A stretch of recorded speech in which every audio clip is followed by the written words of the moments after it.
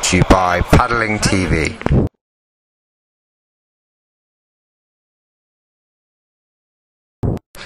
The kayak screw roll, also called the sweep and Eskimo rolls, consists of using the paddle blade surface area to grab the water through the use of drag forces. This will achieve temporary leverage to then initiate a hip flick to power the kayak upright. The setup. Prior to capsizing, the setup position is having the paddle in the position where the paddle blade will create optimum propulsion parallel to the water surface. The body is tucked as far up to the knee as possible to extend the arms, lifting the paddle out of the water. Let's watch it again from above. Correct setup of the paddle is essential as its slightly visibility will be low and disorientation will be high whilst underwater. The catch. The catch is literally the catching of the water of the paddle blade, creating the leverage needed to initiate the hip flick. The recovery. The recovery entails the body's movement required when upright, keeping the body low to lower the centre of gravity and leaning forward to maintain an effective paddling position. Let's look at the roll in full once more. To put it in context, rolling on white water is ultimately the environment we are training to roll in, practicing the correct techniques so the roll can be performed when it is needed under stress. Let's look at Drew's roll.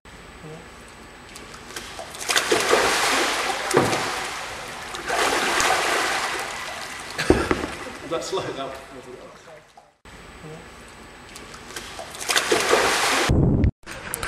The setup is good, paddle blade is in position and out of the water.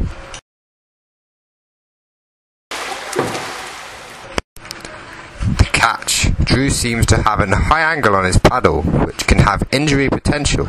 Let's see if he initiates a hip flick. Let's see that again in slow motion.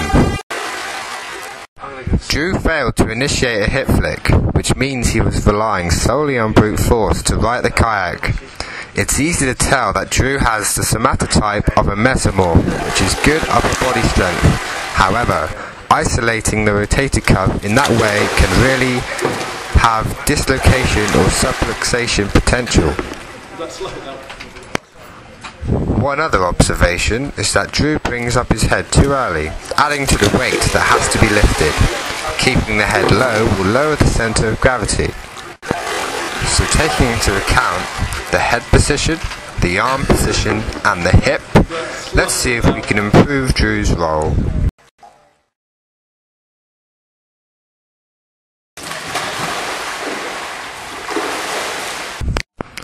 Fantastic! Drew has successfully initiated his hip flick this time.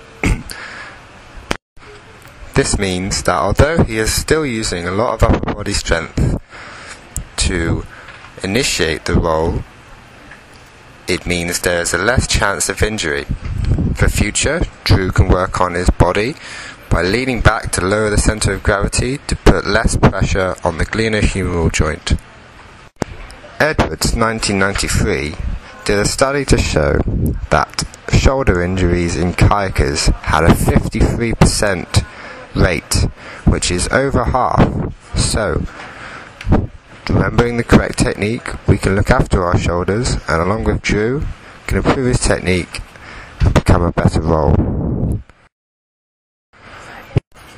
I have been Lee Johnson, thank you for listening.